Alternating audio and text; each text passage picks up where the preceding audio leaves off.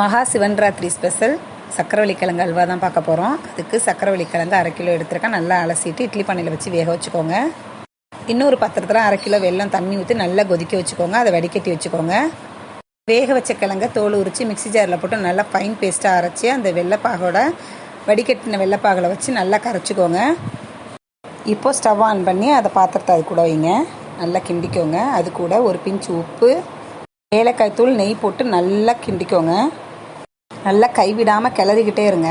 நல்லா கைவிடாமல் கிளறிக்கிட்டே இருக்கணும். நல்லா அல்வா ஸ்டேஜுக்கு கெட்டியாக வந்துடும். அந்த நேரத்தில் முந்திரி தாளித்து அது கூட சேர்த்துக்கலாம். நல்லா கைவிடாமல் கிளறிக்கிட்டே இருங்க. அப்பப்போ நெய் விட்டு நல்லா கிளறிக்கிட்டே இருங்க. சூப்பரான அல்வா ரெடி ஆகிடும். பாத்திரத்தில் ஒட்டாமல் இருக்கணும். அதுதான் பதம் அல்வாவுக்கு எப்போதுமே. இன்றைக்கி சிவன்ராத்திரி ஸ்பெஷல். நான் சாமிக்கு இதான் வச்சு நெய்வேத்தியம் பண்ணேன். வீடியோ பிடிச்சிருந்தா லைக் பண்ணுங்கள், ஷேர் பண்ணுங்கள், மறக்காமல் சப்ஸ்கிரைப் பண்ணிவிடுங்க. நீங்களும் ட்ரை பண்ணி பாருங்கள் எப்படி இருந்துச்சுன்னு